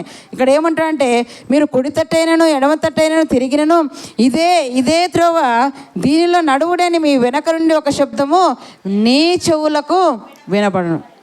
ఆ స్వరం విని నువ్వు నడిస్తే ఎక్కడికి వెళ్తావు? గమ్యాన్ని చేరుకుంటావు. ఆ స్వరం విని నడవకుండా ఉంటే నువ్వు ఎక్కడికి వెళ్ళిపోతావు?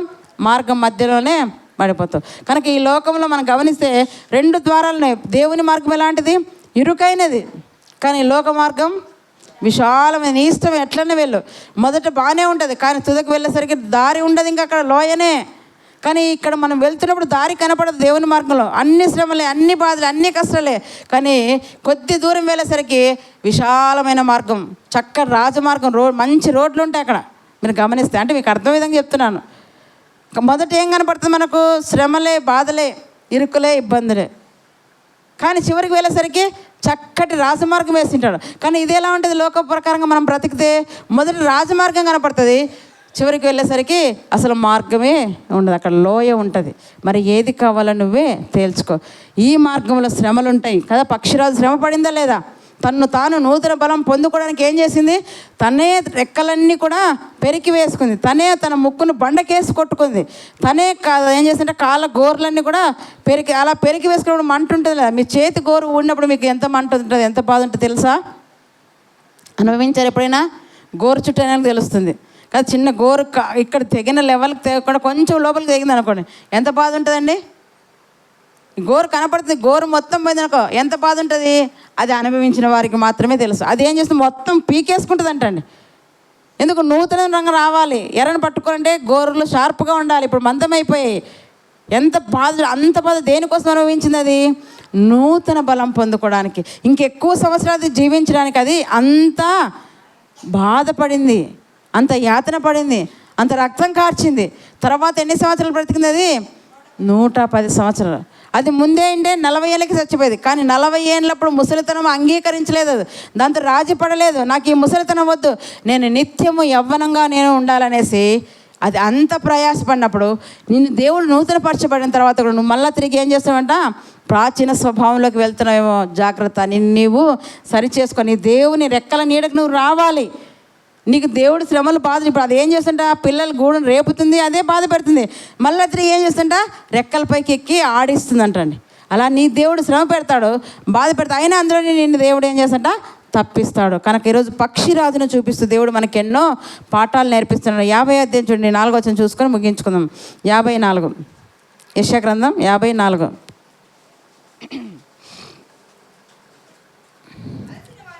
అలసిన వారిని మాటల చేత ఊరడించు జ్ఞానం నాకు కలుగునట్లు శిష్యునికి తగిన నోరు యెహోవా నాకు దయచేసి ఉన్నాడు.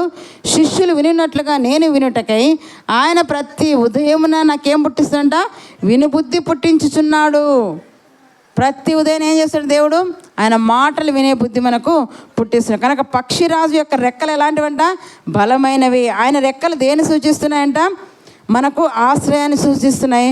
పక్షిరాజు రెక్కలు ఇంకేం చూస్తున్నాయంట? వేగంను చూపిస్తున్నాయి. ఇంకా సురక్షితమైన స్థలాన్ని, భద్రతను చూపిస్తున్నాయి. 3 చూపిస్తున్నాయి కదా పక్షిరాజు రెక్కలు. ఏమేమంట? వేగమును, సురక్షితమైన స్థలమును, భద్రతను. అంతకంటే బలమైన రెక్కలు ప్రభువు కదా. నిన్ను కప్పుచున్నాడు ఆ రెక్కలతో, నిన్ను విడువడు ఎడబాడు. ఆయన కోసం నువ్వేం చేయాలంట? ఎదురు చూడాలి. యెహోవా కొరకు ఎదురు చూచువారు ఏమంట? మనం చదువుకున్న మాటల్లో యెహోవా కొరకు ఎదురు చూచువారు నూతనమైన బలం పొందుదురు. యెహోవాను ప్రేమించువారు బలమైన కదా, బలముతో ఉదయించు సూర్యుని వలె మీరు ఉంటారు. మరి దానికోసం పక్షిరాజు ఏం చేసిందో మనం ఏం చేయలేరు తెలుసుకోవాలి. మనం కూడా ప్రభు కోసం ఏం చేయాలంట? శ్రమ పడాలి, బాధపడాలి, కష్టపడాలి. అలా ఉంటే మనకు కూడా పరలోకం. కానీ కుడికి కానీ ఎడమకు కానీ తప్పిపోకుండా దేవుడు నీ వెనకుండా ఎప్పుడు కూడా నిన్ను సరైన మార్గంలో నడిపిస్తాడు. కనుక ఈరోజు పక్షిరాజు ద్వారా దేవుడు ఎన్నో పాటలు మనకు నేర్పించాడు. దేవుడి వాక్యం ద్వారా మనందరినీ కూడా దీవించునుగాక. ఆమేన్. ఇది ఆఫ్ చేయండి. మరి మీకు అందరికీ ఒక విషయం చెప్పాలండి. మీటింగ్స్